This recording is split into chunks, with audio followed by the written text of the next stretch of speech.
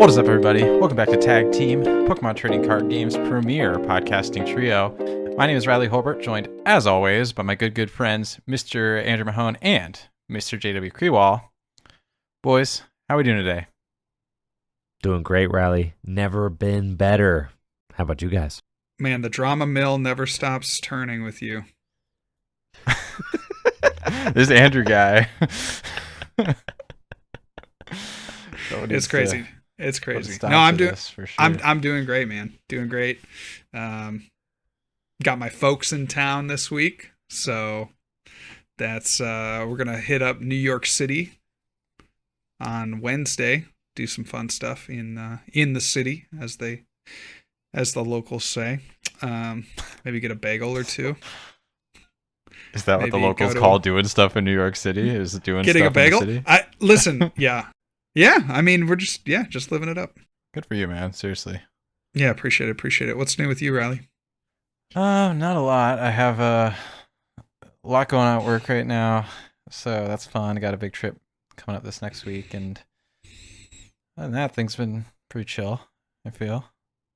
Great. It's the daylight savings is tough, like you go in and it's like whatever outside, and then you leave and there's no more sun. They got rid of it.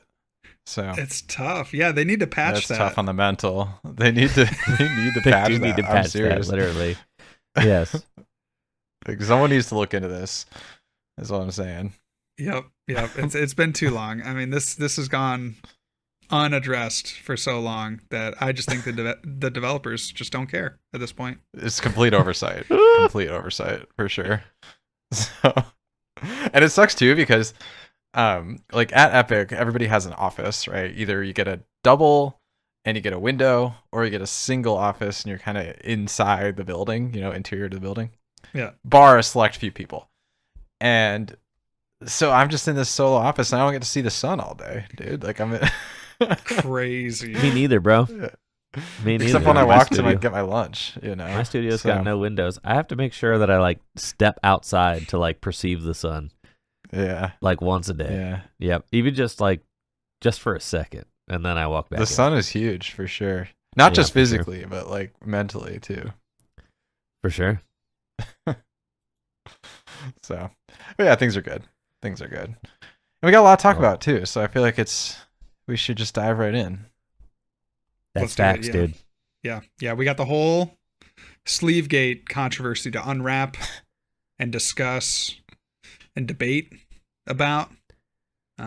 So yeah, I mean, let's just start with you, Andrew, closest to the fire. Go ahead and bring up kind of your first topic of conversation surrounding sleevegate.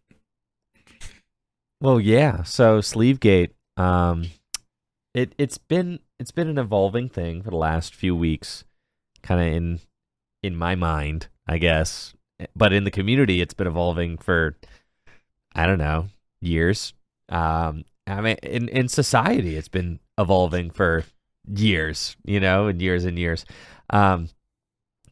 But in our community, I think that some of these issues that kind of come up are everything is much more personal. The Pokemon community is not that big.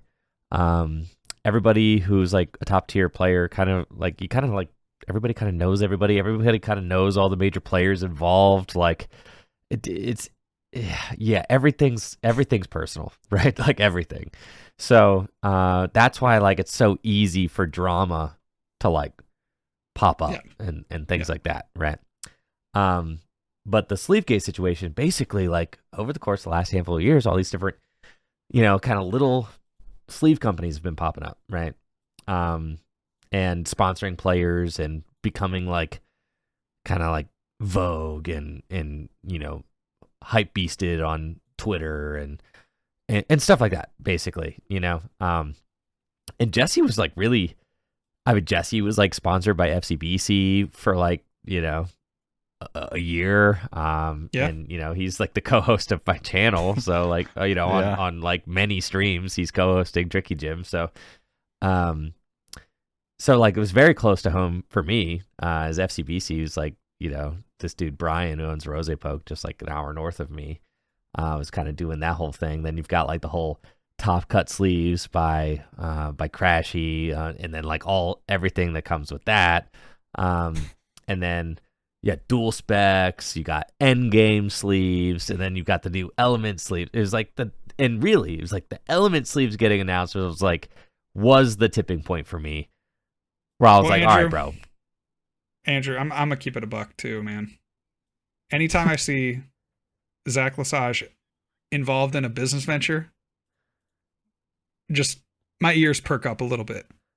I'm not saying everything is shady. I'm just saying, if you knew some of the stuff that I know, and you're right, like I'm sure for you is like, that was the straw.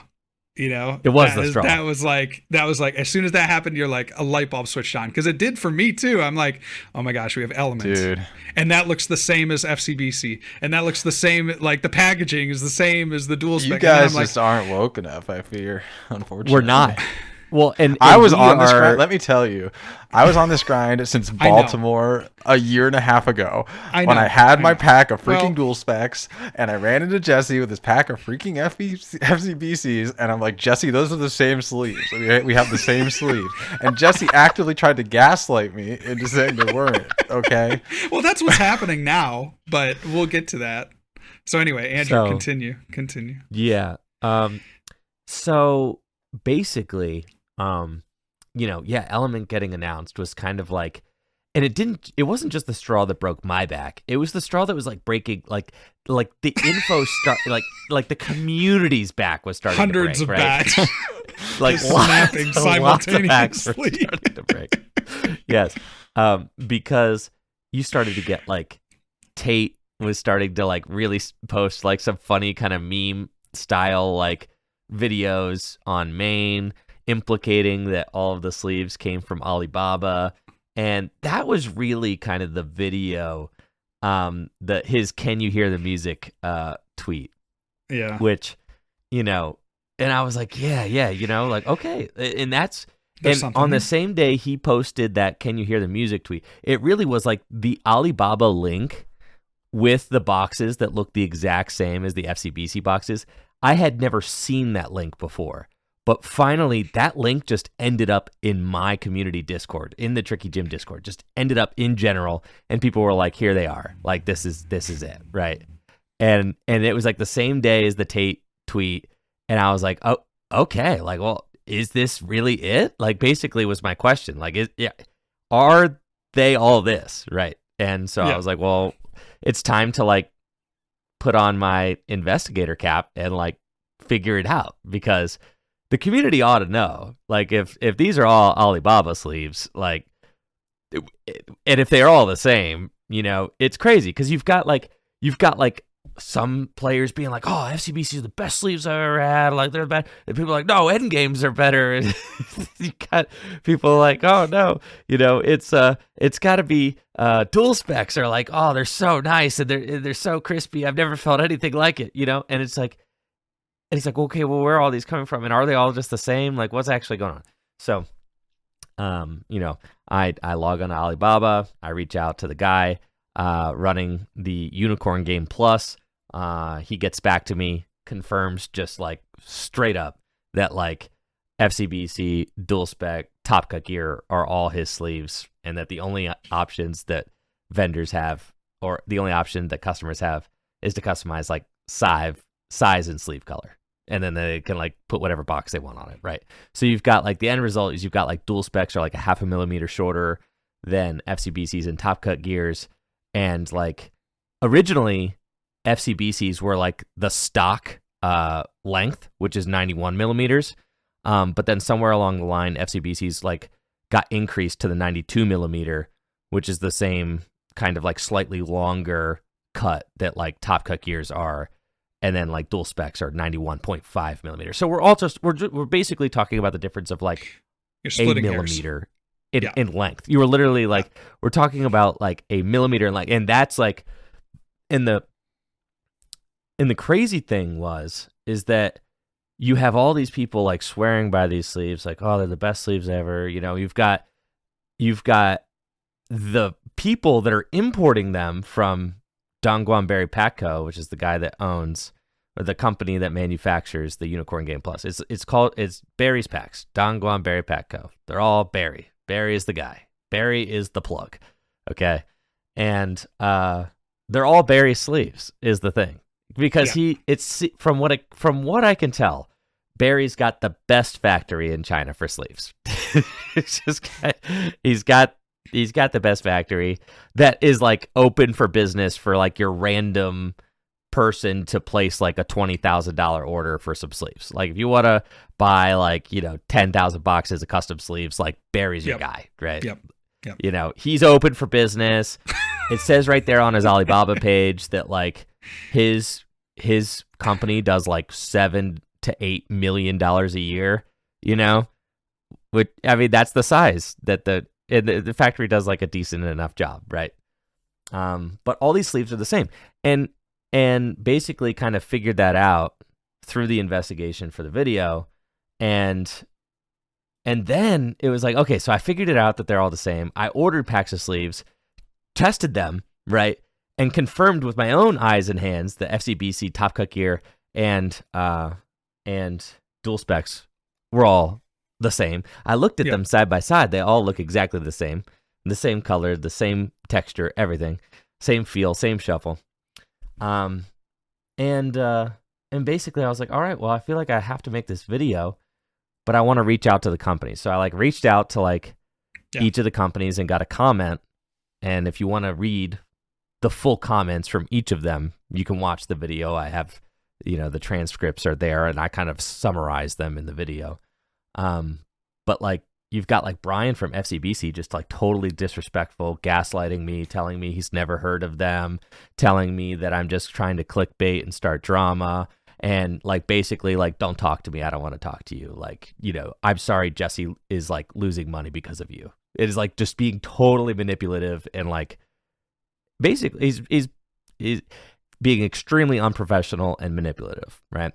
But then like the other two, like Crashy, who is like very problematic for other things, but Crashy is like just straight up and just like tells the truth from what I could tell, or like as far as he knows is telling the truth, like his version of the truth, just like is like, I got nothing to hide. It's just, this is what it is. And then you've got Dual Spec who says like, oh, well, we got like, we use Dongguan Berry Packs, but like, we've got a little special something in our contract. They're like a little bit different, but I can't, I personally can't tell the difference, but like they claim that there's like differences. And then from your perspective, again, talking to Barry directly, you can only change the length of the sleeve and the color. Just like, again, that's kind of like what right? So you're, again, that's not to say that maybe Dual Spec doesn't have some kind of additional. They could have a separate contract. The glue, they right? Could. They talked about the glue that they have on the front, and they changed, I don't know, the material or something. Like that's entirely possible. But from what again, from what reaching out to Barry, who would be the source of truth in this case, you can only change sleeve height and sleeve color from these Alibaba sleeves. Yes, but so that's not to say that like maybe someone who's done more business or has a better relationship with Barry can get, maybe they can get a finer contract where there's more we can't speak obviously to like the exact business arrangements of these companies, but right? What I can say is that having them all in my hand, they all felt the same. So like even if dual specs are different, they didn't feel different and they didn't look different. So like, how different are they? And I think like to kind of summarize like the main, and I got a lot of comments kind of saying like, oh, well, this is just late game capitalism. This is just what everything on Amazon is now, is like, you've just got all of these like kind of white label products from China that are being maybe like very minorly altered and then being sold as like American products or whatever, or being sold as sold from American companies. That's just like all Amazon is these days, right? Like, oh, you're overreacting, this is just late game capitalism. But my counter to that is that the Pokemon community is very small, and you don't get to just be this like this person who's like bulk ordering Alibaba sleeves and then like selling them as like a pro unique product marketed at pro players. Like, we are too small of a community for people to be getting away with that grift regularly. Yeah. Sure. Right. Drop shipping is a grift, right? Like, it's a lot of people do it, but it is a grift. Well, I mean, I will say, yeah. Go ahead. I don't quite see, the drop shipping element of it as being an issue. I see the kind of like what you're talking about, Andrew, this elevation of a dropship product, right? Saying it's something that it's not, right? Saying it's this premier product, saying it's this elevated product. Sure. When in fact, designed all in the the USA, all the designed Amazons in are the going to USA, say that, right? designed in Canada, like design, like what, like you are, dual specs say designed and engineered in America, like holy cow, I mean, for sure, right? Like, I mean, I had a kind of a similar like experience of this on Amazon recently, where I was trying to find like a matching ottoman to go with this outdoor chair set I bought on Amazon, and I found the exact matching ottomans from a different vendor because they were the ones who happened to drop ship that particular component of the set. But they were clearly a perfect match when they arrived, so it's. So like, I hear what people are saying, right? Like, this is an extremely common practice these days. And I think your point stands, Andrew, of it being like a small community. And to me, like a lot of what these companies are trying to do is like, they're not even necessarily trying to differentiate themselves as products. They're trying to differentiate themselves off like ideals and virtues almost. Yes. And that feels like very manipulative to me, right? Like, I was telling one of my friends the other day, like, what's stopping me from just buying the Alibaba packs and then donating the $10 extra I saved to charity or whatever, like that would be a more impactful use of my virtue than buying from these companies. That bothers me a lot, right? It's like, oh, I'm going to still support XYZ, fill in the blank sleeve company, Alibaba sleeve company. And yet they could do exactly what you're talking about, right? It's like, you could just wholesale. Like, why do we have this middleman in this instance? Right. Now, I will say, granted, even like separating like Amazon drop shipping grifts, right? Like, a lot of businesses, right, are outsourcing their products to China. It's probably a majority of things that you buy in the store, on Amazon, whatever, they're made in China. China doesn't mean like your product is bad. A lot of high quality stuff is made in China. Your iPhone's made in China. Like, right. Like, and so I think it's important just to like throw out the distinction that just because like this vendor exists in of itself on Alibaba doesn't mean these products are bad. Like, I've used dual specs and FCBCs. Yeah, they felt the same to me. They all felt fine to me. Like, they felt like reasonable sleeves. Yeah, like especially if I could get them for the $2 or whatever. Right. Like, I've had good and bad packs of FCBC. I've had good and bad packs of Dragon Shield. Right. Like, it's not. It really doesn't have anything to do with the quality of the sleeve itself. The broader point I'm making, it doesn't mean these products are bad products. Yeah. I think it's more so like we are inserting the middleman to what end is kind of the question mark that I would end that sentence with. And I guess the end is, in my opinion, is largely just like signaling virtue signaling of, I'm engaging with like something that is, a part of the community or that represents my values or whatever. And I just don't know if you're actually meaningfully representing those things by purchasing. That's my opinion. So what it kind of seemed like to me, right? Because it's like, I've gotten quite a few comments, of people being like, oh, this is just how capitalism works. Like, whatever. It's just not a big deal. I've also gotten a lot of comments that were like, this is really trashy what these guys are doing. They're being insincere and misleading. And, I've got a lot of love for the video and praise for it as well. Mostly, like, predominantly praise and, thankfulness from people saying like, I'm really happy you helped get this information out there so that we can make the best educated decisions as a community ourselves with like what to do with this, right? But for me, it had kind of started to turn into like a community cultural inflection point. Like, yes, this is how modern capitalism works. You just are ordering some slop product from China, labeled and sold on Amazon, whatever, right? Like, but we as a Pokemon trading card game community are small. We as a community can decide how to spend our money, where to put our money, and we can decide whether or not this kind of practice is the kind of practice that we want to be a major player in our community, right? Like, we don't have to play by the rules of society at large. We as a community can decide what's best for us and do that.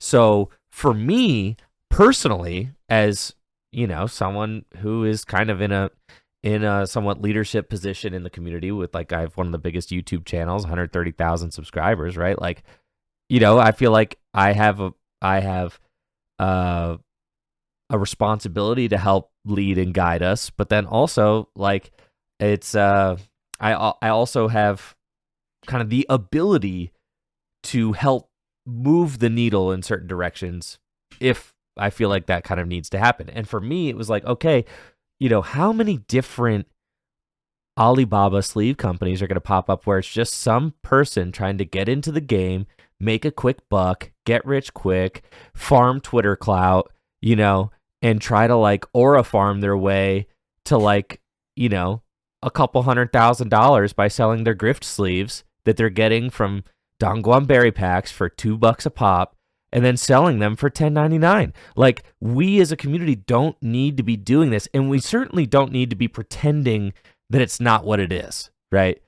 So, like, that was kind of the big thing for me. Like, don't pretend that this is some unique pro product that, like, is being, designed in America or whatever. Like, you're picking from a couple of drop downs and then it's a white label product that you slapped your own logo on. And in the case of FCBC, you didn't even freaking change the window box, and then you lied about it. Like, so like, that to me is the most problematic thing to come out of all of this, is that like FCBC just straight up was lying and was misleading about where they were getting the product from, because like, you told me you never heard of Unicorn Game Plus. You don't use them. You told me you never, like, I asked you about Barry Zhang. You were deflecting and making it sound like I was insane, and then like come to light that like, you might not know Barry Zhang, but Barry Zhang know you, dude, like, for sure.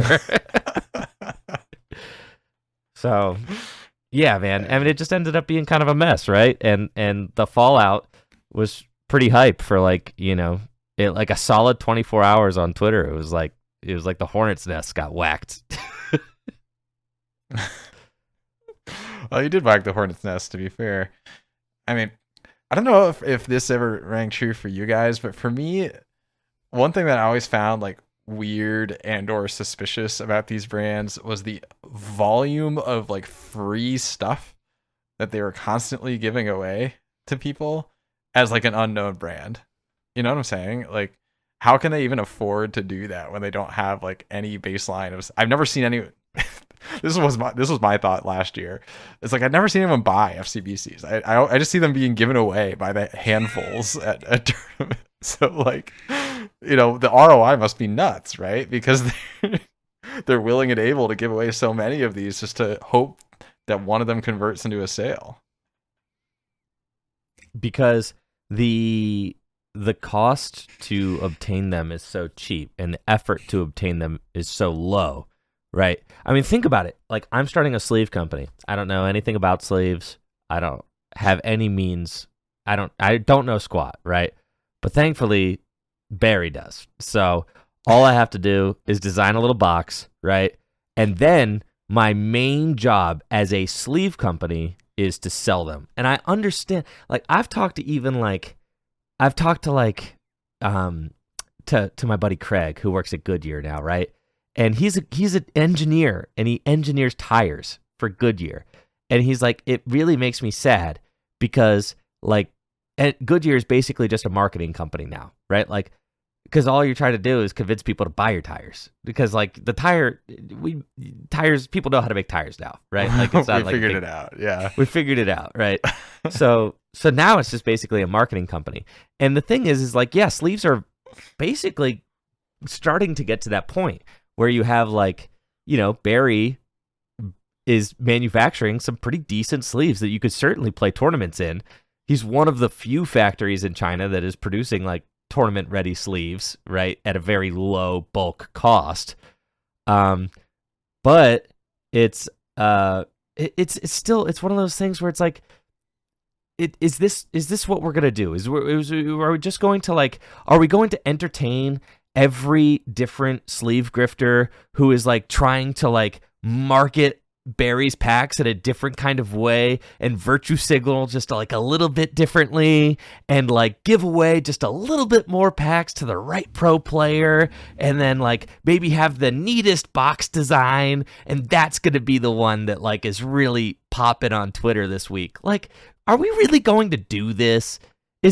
And really it had started to make me sick, right? Because it's just like the Twitter timeline is just like packed to the brim with like, oh, look at me, I'm an ambassador, look at me, I'm newly sponsored, here's my new sleeve, and they're all the same dropship sleeve, not white label sleeves from China, right? That's what I want to touch on that part too, because I think that's kind of a, as this gets more and more unraveled, and as you're discovering more and more about the process and how easy it is to obtain these sleeves and the potential, the markups right here, you're looking at 70-80% markups on these sleeves. You're really taking advantage of, I think, the ambassador program that a lot of these companies have, the sponsorship program that a lot of these companies have. And what I mean by that is, if you're an average player, or maybe you're like, have had a regional finish or two, a few day twos under your belt, because that's kind of what I'm seeing from these ambassadors, is like, they're not high end necessarily, or if they are high end, maybe they're getting paid, right? They're not necessarily of this like, ambassador sponsored level. And you're taking advantage of the desire of these people to be felt like, to feel like they're included in something, right? To feel like they are a part of something bigger, right? They see the major players with their like paid sponsorships, their, real sponsorships, and then they apply and they're now an ambassador for a program. And that's cool, right? That's really fun. That's like really interesting. They can put that in their X header. They can, they feel like they're a part of, more a part of the community. And that to me is really, kind of deceiving now that we have more information, right? Because basically the question that I would have to an ambassador or any sort of low level player sponsored by these companies is, how do you defend your company when someone asks why they should purchase your sleeve versus just going direct from the wholesaler? And you really don't have a good answer to that, right?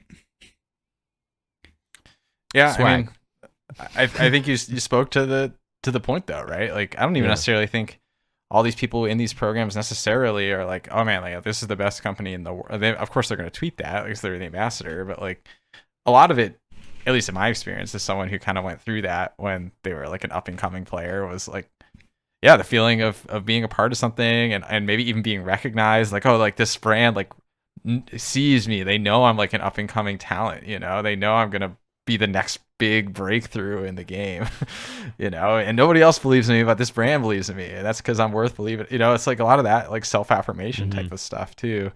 And so like I empathize. I get it. I get what it's like to be like young and getting into the game, or maybe having been into it for a little while, and I'm getting like an outreach from a brand or a store or whatever, and feel like so empowered by that, right?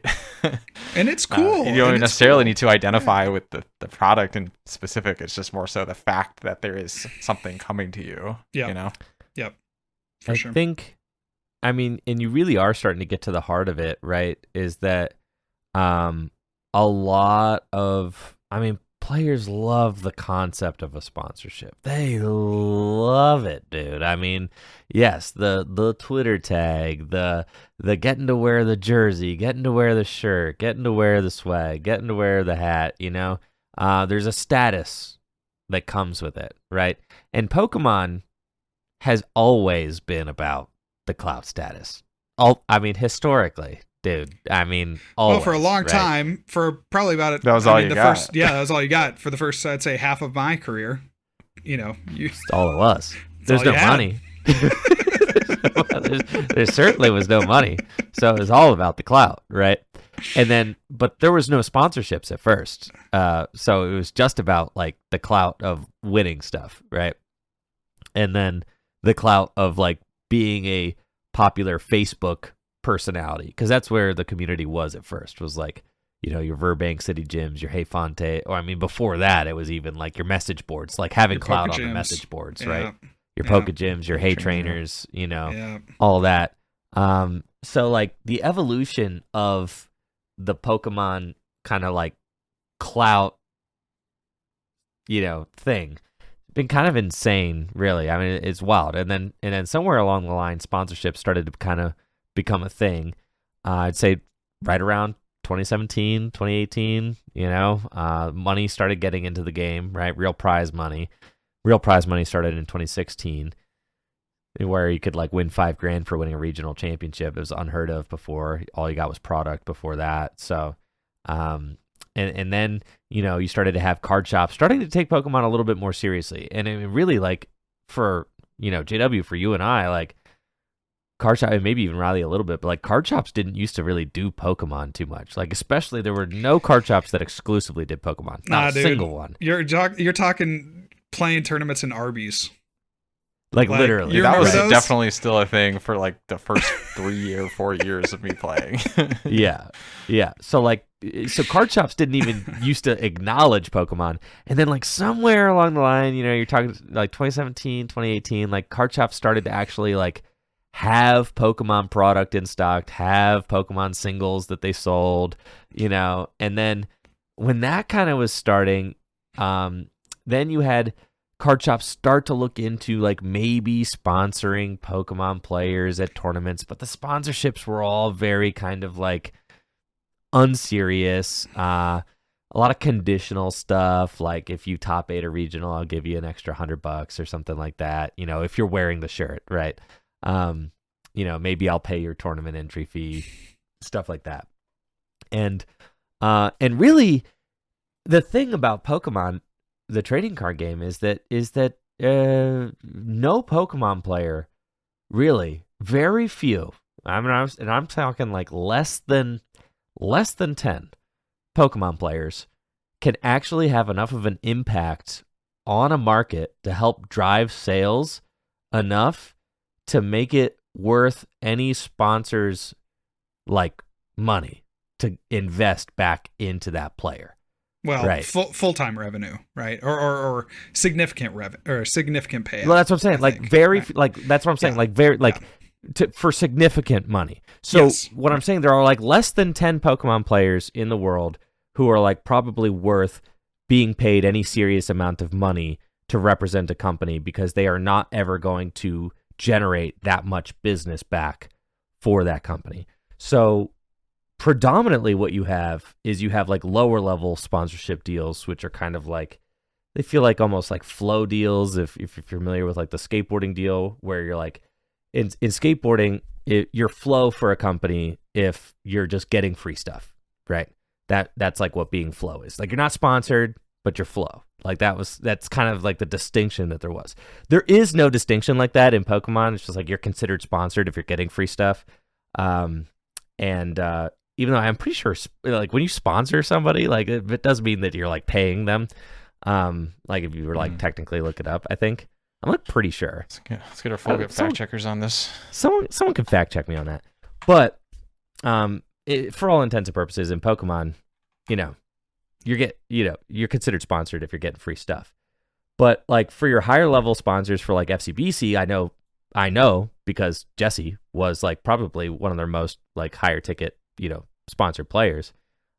He was getting tournament entries paid, and he was getting like free cards. You know, he was getting like he couldn't get like everything from Brian, but he was getting like a decent amount of free cards.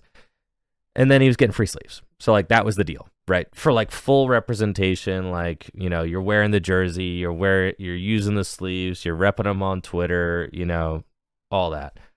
Which is a pretty like, that's a good deal. If you're Jesse, you're like, yeah, dude, that's just free stuff. All I got to do is wear the shirt. Like, that's pretty much exactly what you want. And that's what most Pokemon players want, right? Like, they just want to make their hobby a little bit easier. And, and then they like want to be able to flex a little bit, right? By like the fact that, oh, like I'm good enough that I have a sponsor. So they don't really even care if they're like getting paid like serious money. It's not really that serious. It's just like, let me just wear the shirt, give you free sleeves, and I'll like post about you on Twitter. And when you have margins that are like as insane as these Alibaba sleeves, where you're like getting them for $2 a pop, like you can just give somebody a case of Alibaba sleeves, like 10, and that's like a $20 bill. Like that's like nothing, right? You make that up if they sell 3 boxes, like it's not a problem, right? So you can see how easy it is to hand these things out, because if for every like ambassador, for every like, sponsor play you have, if you can just convince them, if they can like, if you flood the market enough with free ones, like eventually the idea is that they become popular enough that people start buying them, and they're buying them at such a nutty margin that it like eventually becomes profitable. So I think that like Brian and FCBC were like just kind of on the crux of like just at like the tipping point of really starting to like flood the competitive scene with these sleeves and make them as like cool and vogue as possible. And then like this video came An out. Element like took I think him down. that Element sleeves was the downfall of FCBC. That's crazy. Don't be mad at Andrew. Be mad at Element. The interesting thing is Element's like the one brand that actually we don't have necessarily pegged down, even though it inspired kind of all of this. They deny it.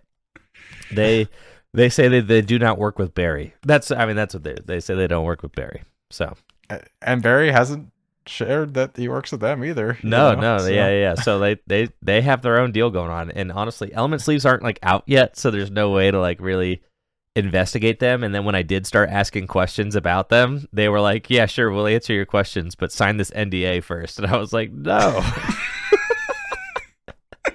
Absolutely not. An like NDA? I'm trying to make an NDA. Yes, dude. Yeah. A literal we'll give you, NDA. That's why I didn't look into them.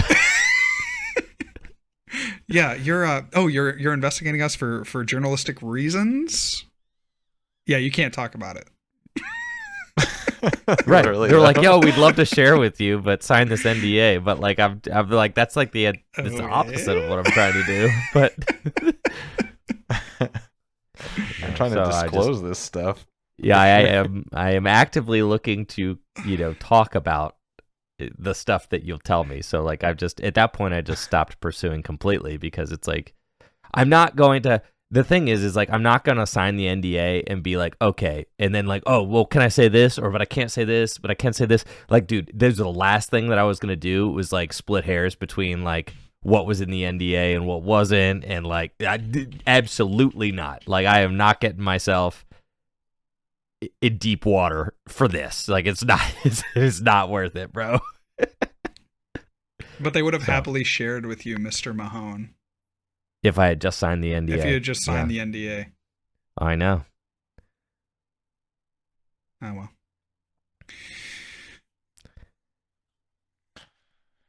So I'm interested to hear. I'm interested to hear, kind of what your guys' kind of thoughts are, just generally on the result of all this, on the fallout, on kind of the community reaction. I mean, I've obviously been very tightly intertwined with all of it. One more piece of note as well before I kind of pass it over to you guys to kind of give some additional thoughts, but like end game sleeves were also implied in the video, not by me, but by Crashy, who owns Top Cut Gear. He said in his statement that that endgame Omegas were also the same as Top Cut Gear sleeves and as FCBCs and as Dual Spec XDs, and that they all come from Barry Patco. And then I reached out to Endgame to confirm that, and Endgame did confirm that for me too. So that on the record is also that's an additional sleeve also coming from Barry. Yeah, I mean, I stand by kind of what I said at the start. Like, I wasn't really surprised by the outcome of all this, and it's kind of been my running in joke amongst our friend group for the last year and a half that these are all coming from the same place, and I like half-heartedly meant it, I think, but I guess it was true. So to me, it was the plastic little window that was the giveaway for me. That's what did it for now you. That doesn't like necessarily implicitly mean that you're from the same place, but they all felt so similar, you know, just at a glance they felt so similar, like different iterations of the same brand, you know. So I'm not like shocked by the outcome. I think the sleeves themselves are fine. If you really want those sleeves, in my opinion, I don't see a compelling reason not to just go. And they did up the minimum order on Alibaba, but realistically, like, you can still get thousands and thousands of sleeves for $25, like, or $25 a case, which is a pretty good deal. So you put like 250 in, and you get an unfathomably large amount of sleeves that you'll like, never. You could still just go in with some buddies. Like I've seen a couple of people be like, yeah, me and four friends went in on. Went in on a friend order, because like it used to be when chill. I made the video, the minimum order was 2 cases, so you could drop 80, which honestly was shipped. too small. That was for $80 shipped. I think like it was like $70 to $80 shipped. You could get 20 boxes, which is like nuts. And then, right. But now they upped it to 10, so now you're into like $300 to $400 range. But you're getting. You're getting what 10? Yeah. Times how many boxes? You're getting like 1,000 boxes. So the minimum order is 10 cases, which it's 100 boxes with 10 boxes each. So it's 100 boxes. You get 100 boxes and 10,000 sleeves. I think that is. Yes. Yeah. 1,000 sleeve per case. Yeah.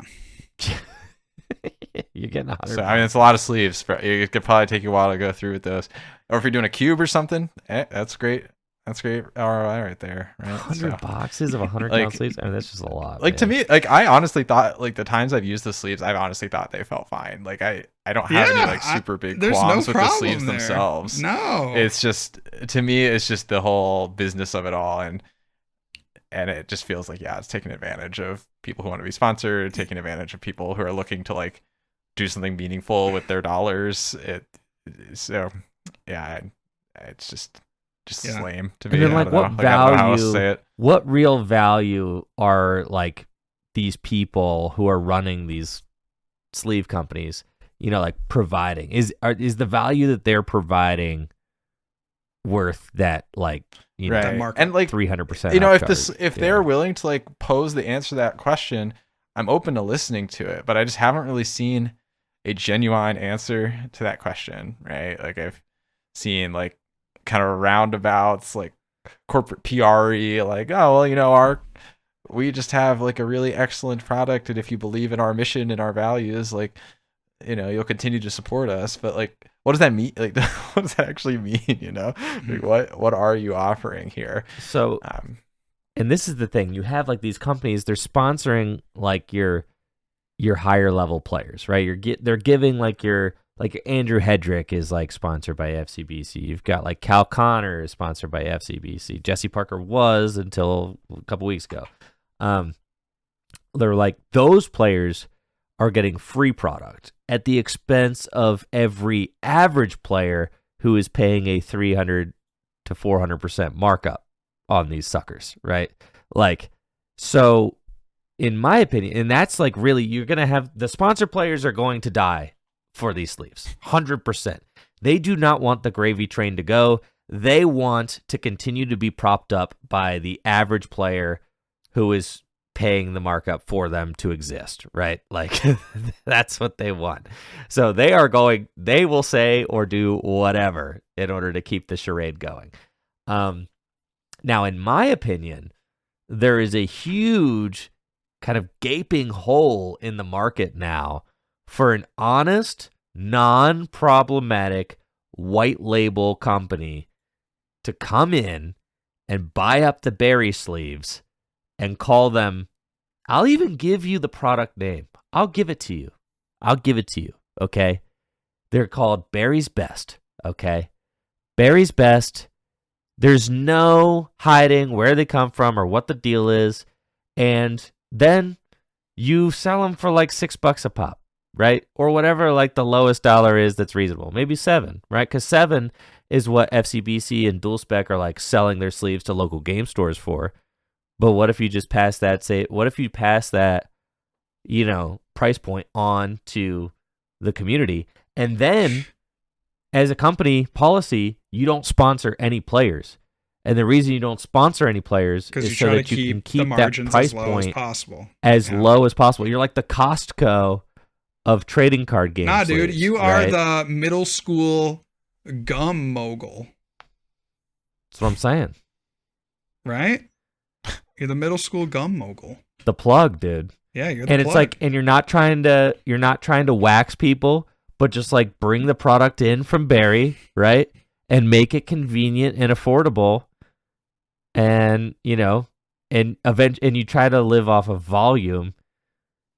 I mean, not do you by like a very high grift? So then do you virtue signal in this case? Because I think what you're describing is kind of the angle that Top Cut Gear is going for.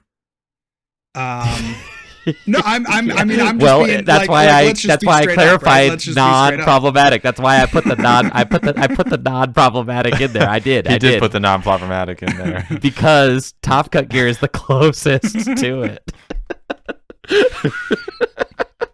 Yeah, me personally, I'm not going to endorse Top Cut Gear. No, absolutely not. Plenty of reasons that don't have to do with the product. So.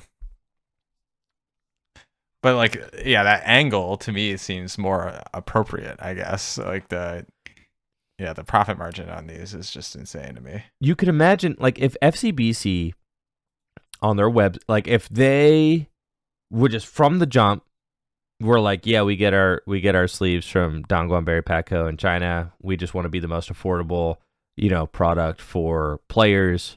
We just want to provide players with a reasonable, affordable sleeve at a good price point, right?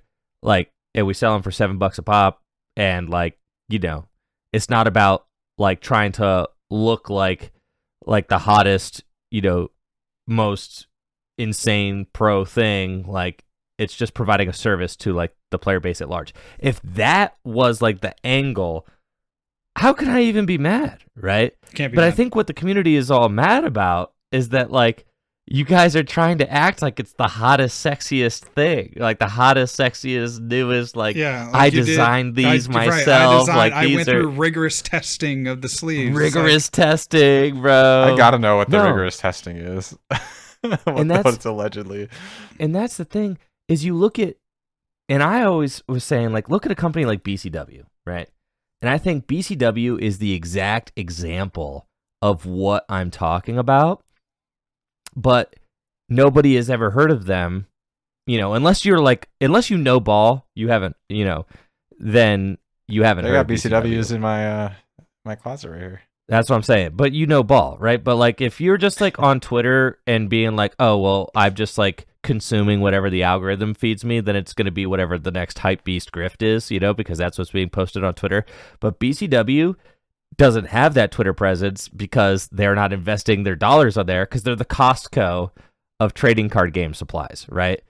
They are, eliminating all that extra glitz and glam to give you, the consumer, the best price point that they possibly can for trading card game supplies and collectible supplies, right? BCW, for reference, they sell card sleeves, they sell binder pages, they sell all sorts of collector solutions, and they make some in their factory in Indiana. So they do actually, I think they got their start making those 9-page pocket pages for baseball cards, back in the 70s or 80s or whatever. But they've expanded to be this huge collectibles warehouse where they just kind of sell all sorts of collectible solutions, right? But they white label a lot of stuff from China too. But they don't do it in a grifty kind of way. If you go to BCW and you're looking at sleeves, right? Go to sleeves and top loaders, right? And you go to your trading card game sleeves. They sell trading card game sleeves for $2.50, $3 a pack. Because they're just buying them in bulk from China. Those are the clear sleeves, I will say. The gaming sleeves are closer to the price point you were saying of $100 for $7-ish. Yeah. Let's see where gaming. where It's under the gaming card sales. category. Yeah. All right, so it's $6 for 100, which is like that's the exact price point I'm talking about, right?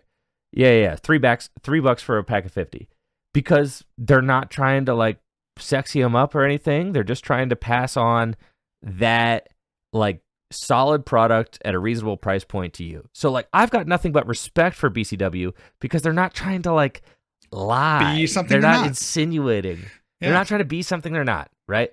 So to me, that's very respectable. So the problem isn't white labeling. The problem is everything else. It's grifting, sure. It's the grifting, yes. Sure. I will say, as someone who's used the BCWs and the Berry Pack Co, the Berry Pack Co is honestly better. So like if you get the Berry Pack Co down to that price point, I mean, there might be something there. I mean, we might be in business, Might be something fellas. there. I know we've joked about starting a sleeve company, but Barry's best, dude. Barry's best. There you go. Backed by the Barry's best or Barry's finest, but I think Barry's best is because it's alliterated. I think Barry's best is better. right. Barry's best is better. There we go. I think we even have the tagline. And that's the slogan. Wow. I think we really got something here, fellas. I think we really do. So all right. Any kind of closing remarks on this whole sleeve gate? I mean, the story's not over, right? Because it's not like, you expose these companies and then they all just collapse, right? That's not really what's happening here. There's still sponsored players. There's still affiliates and being, rolled out on the daily, it seems. Like people are still... Actually a shockingly high amount of them being rolled out. Yes. And maybe an affiliate listening to this will change their tune. But so far I haven't really seen at least widespread evidence of that. But this is like an ongoing thing, right? Like there still may be yet more sleeve companies to come on the market. And so, yeah, this saga might not be done. So any kind of closing remarks here though, regarding at least phase 1 of Sleevegate? Yeah. I think we're in an interesting spot, right? Because it's only been a few days. You really won't be able to tell kind of the community fallout until you get months down the road. I mean, because the question is going to be like, with this information kind of out and public now, will these companies like your FCBC, your Dual Spec, your Endgame, Top Cut Gear, will they be able to still put their products on local game store shelves? That's like that's the big thing, right? Because that's the easiest way for them to sell them, is to roll up to a local game store and be like, oh yeah, I'm going to offload, a few hundred boxes to you right here. Right. Okay. Well, there's $1,400, right? Or whatever.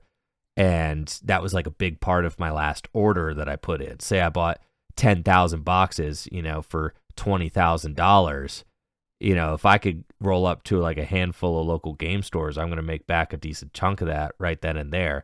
So like if local game stores stop carrying them because they kind of all decide like, well, why would I do that if I could just order from Barry myself, right? And then sell them for 7s instead of selling them for 11s. My players will love me for that.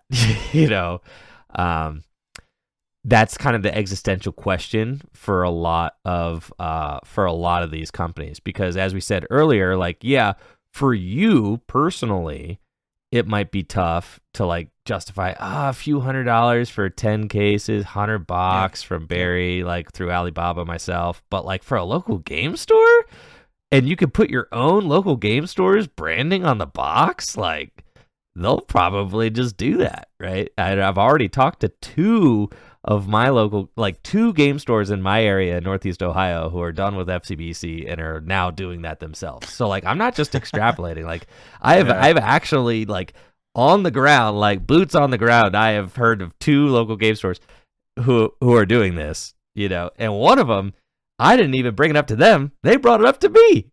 Like I just walked in and they just started talking to me about it. So that's kind of like a big thing. Another big thing, you know, it doesn't really matter if sponsor players stay on, right? Because the sponsor players will be the last one to jump overboard, right? Because they're getting the free sleeves. So like they don't care. So they're going to stay as long as the lights are on, they're going to stay. But the question is, are your average players going to be buying these sleeves now too? I think it is pretty damaging that like if you just like these companies are small enough that if you like Google FCBC, like my video is going to be one of the top hits for a long time. So it's not great, right? So that's another thing to kind of like go through and process, like, that whole deal as well.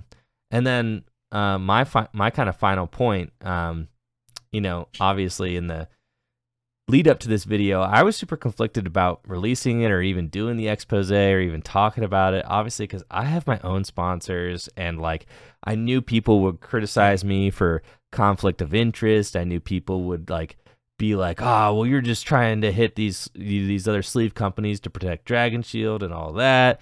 But it's like people who are seeing things that way, like I understand where you're coming from and I get that. I mean, I'm in kind of a lose-lose situation because I either speak the truth about what's going on in the community I love, and then like I take that, or I don't say anything and just like neuter myself and like as a community commentator, at the expense of what, so I could like, continue to just keep everything like copacetic and, keep the status quo going, with my sponsors and all that. Like it just sucked either way.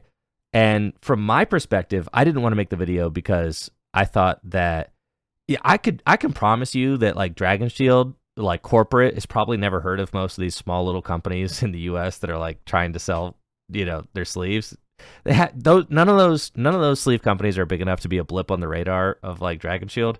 But I could assure you that Dragon Shield has probably heard of Dongguan Berry Pack Go, like, in China. They've probably heard of them, right? And like if my video as a sponsored player comes up where I'm like kind of giving more business to Dongguan Berry Pack Go, right? Like Dragon Shield might not actually be stoked on that, right? So like you could see my conflict of interest now where I'm like, I don't even know if I want to make that video. I don't know if that's something that I even want to like put out there. Not to mention I'm kind of inviting the discussion and the drama, like, but ultimately I decided I felt like personally that it was important for the culture of the game that I love, for the community to just have this information out in the open because the companies were never going to be forthcoming or honest about it. Like no reason for them to be, right? No reason for this. So someone was always going to have to do it. Right. And I just figured that I had the best platform to do it, to get us to a point where we could start airing it out and thinking about how to go from here. So. Well said. Well said. Well, this is not the end. This may only just be the beginning, but really fascinating stuff. I mean, and I think you say it best there, Andrew, when you're saying, just getting that information out to the player base. And, maybe there will be the response that you're expecting. Maybe this will go in a completely opposite direction than what we all think. Maybe we'll see another company come up that is this, budget friendly option. Who knows, right? Who knows? But at least we have this piece out, and at least we can talk about it openly, honestly, and with, some semblance of the truth. In the midst Could I of this. sneak one final thought in? Yeah, absolutely. Okay, actually two.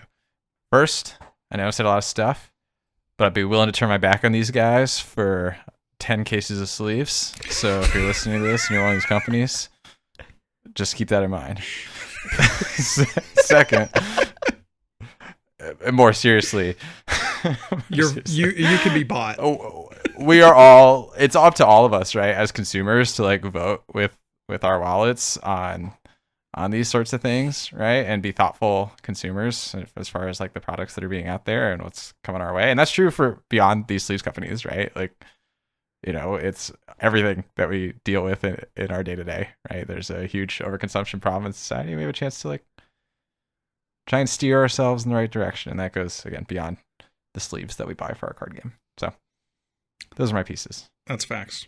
That is facts. Well, if you want to keep the discussion going, you can leave a comment on YouTube. Please make sure to like and subscribe there. You can also leave a comment over on your favorite podcasting platform. If you want to get more plugged into the Tag Team podcast, you can find us over on X. That's at Real John Walter for myself, at EnjoyFriend for Andrew, at Smiles with Riles for Riley, and at Tag Team Pokemon for the podcast. Thank you all so much for listening, and we'll catch you next time. Peace.